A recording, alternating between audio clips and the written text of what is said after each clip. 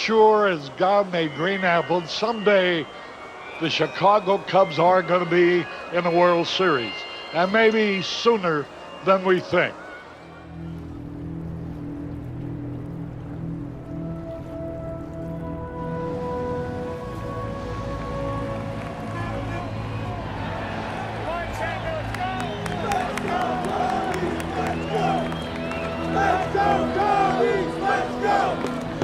Hello again, everybody. Harry Carey of Cleveland. It's such a pleasure to see you, especially on a noteworthy night indeed.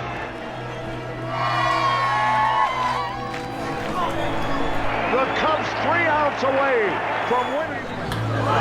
Bouncing ball. There's a throw. He is out. Cubs win. Yeah! Cubs win.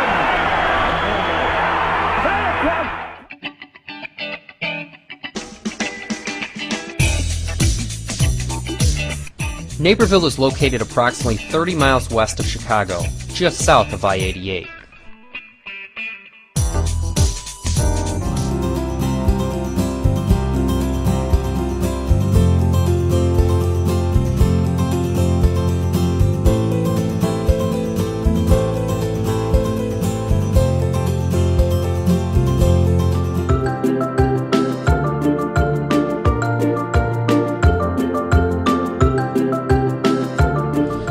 Naperville also has an abundant amount of parks, forests, and golf courses, and in 1999 was named one of America's 10 best walking towns. We came to do an interview back then, we'd have been chilling, we'd have sit on the porch, we'd have been eating. But now since the violence got so crazy, it's like we gotta really be on point now. Like I'm saying, it's all about being smart. You gotta be quick. Sorry, we don't know you, bitch. Who you rolling with? Free my bro, no matter pay. We been some killers, says my block, my nigga in smoking shit. That's how we rollin' shit. We do magic, pull up on them hocus pocus shit.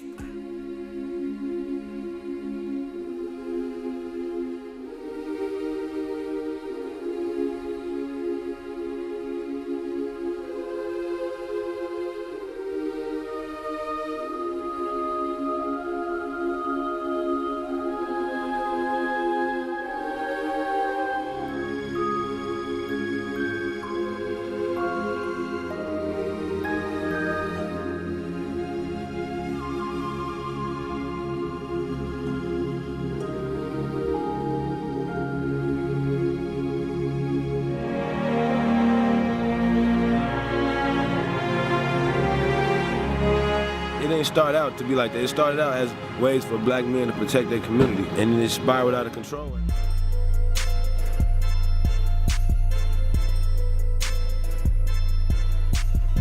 We over here look like a whole nother world. We're now in Englewood, Chicago. We used to it. We've been seeing this. A lot of neglect has come to a lot of major cities when we had the thing that happened with the mortgage industry. All these loans was going on for these non-occupied owners and these stated buyers. A lot of people was buying these investment properties. So when this stuff started turning bad, they got an investment property, they're renting out to a renter, and 9 times out of 10, if it's in the hood, it's probably a Section 8 tenant. So now you have these people in these neighborhoods, and they in these properties that's getting neglected from the owner, which leads to the board up houses. But Englewood was always one of these neighborhoods. It looks a tad bit rougher since the Great Depression of the mortgage industry. It's no secret Chicago is named CHIRAQ. That's the nickname of Chicago, and it's CHIRAQ because the murder rate in Iraq one year was lower than the murder rate in Chicago. So that alone draws a lot of interest of people wondering what is going on in Chicago. Why is all these killings going on? He's doing a shoot. You know, why is all this violence happening in Chicago? So it draws attention to Chicago. People want to know what's going on. And of course, with hip hop and the essence of hip hop, the art form, it's always been a person able to speak from the streets and give their perspective of what's going on in the city. So that alone led a voice to be heard from Chicago. Now, who's the guys to speak? It's always the youth. Who's most of these murders happening with? It's the youth in Chicago. So now everybody want to hear what they got to say. They're talking about it in their songs. You hear it in the slang, you hear it in the stories they're telling. People want to know what's going on, what's led to this. A lot of bullshit. Motherfuckers just trying to fit into something, like, really, motherfucking think they He knew his way back home. Don't want to be no lames out here. Was just a baby. Man, fuck that shit, man. I ain't never shot no nigga. I ain't no motherfucking lame.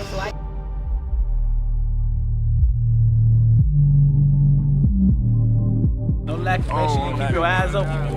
Watch everybody. Everybody up. Stay with the squad. Everybody up. Keep your head up. Look, the Jake's on their way out right now. Let go to the boys. Shit. We a fan they had. It's organic. It's not no fictional. It's not no fictional shit. You know, they talking about things that are happening in Chicago. They talking about shootings that do go on in Chicago. What people don't know is it was blocks going against blocks. You know, basically beefing on wax. But nobody knew to the masses because they don't know anything about these neighborhoods. They don't know who's from this hood or who's from that hood or even the name of the hood because it's not a well-recognized neighborhood. Them going back and forth led to hotter and hotter music, speaking about things that's going on in reality, and there it goes, your organic street music. Violence was already here, so with our music, we was just talking about what was going on really about that, and they was putting it in stories like niggas like really gotta pay attention to what we talking about. You feel me? They gotta really pay attention when a nigga say something crazy and they be like, bro, what is he talking about? It's really like some Chicago shit like niggas only know in Chicago. With Chicago not having a real music scene, at first it was just expressing themselves. Artists was expressing themselves, having a love for the art form and just doing it, which has been going on here forever. It just never got this much light until the violence started getting the media, then they started chiming in on what's going on in Chicago. What happens recently is a lot of artists been getting deals from Chicago, record deals, and been seeing some real money. Now, it displays to the youth and from the youth that you can do something positive to create an income for yourself, as opposed to doing something negative to provide an income for yourself. And if you do this that's positive to provide an income to yourself, it's more long-term than what you can do temporarily to get some temporary relief. Now, presently, a lot of them is doing it for the income. A lot of them are popping up because they know they can get some money from it now. And they're talented. You know, they're talented. There's nothing wrong with it. You know, there's nothing wrong with it at all. Maybe we got some guy that's gonna pop out that may be the next Jay-Z that we never heard of, but stopped rapping because he didn't see a future with being from Chicago rapping. Now that he see that artists are actually getting money from Chicago and getting exposure, they deserve rapping, they may come out, you know, and that'll be great for hip hop.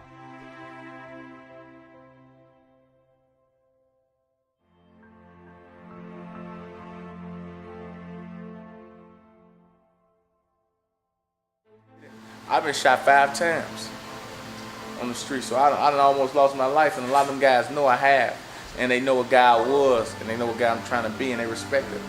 We got guys and like from every area who can go out there and stop almost anything on the front line.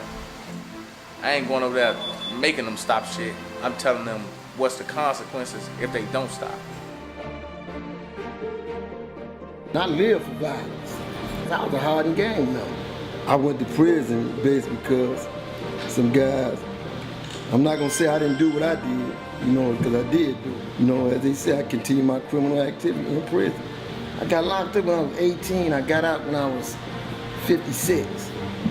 And I didn't want to die in prison. When I got to prison, I was like 120 pounds, and it was rough as hell.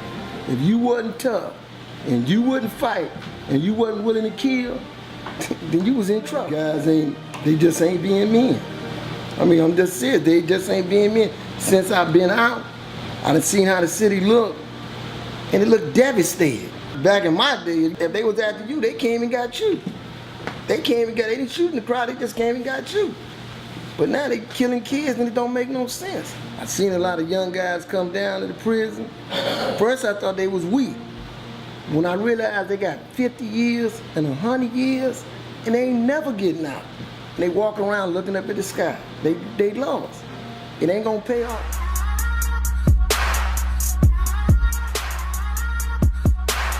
More people may have died in Chicago than Iraq and Afghanistan, but over what? Out there, at least they fighting over oil or occupation. Who are we at war with? CHIRAQ is in your head.